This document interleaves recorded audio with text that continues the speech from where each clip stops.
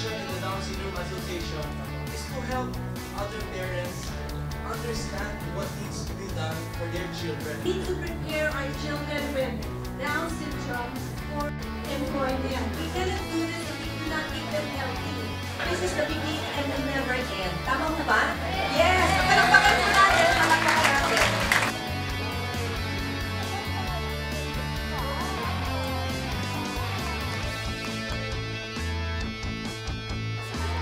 Hello!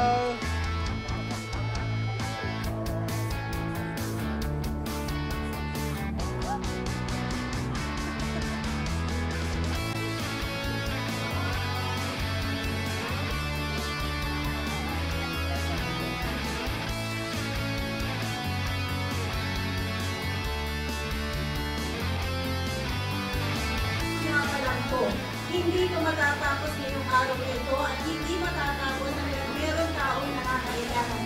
Kailangan lang natin pagtulong-tulungan. All for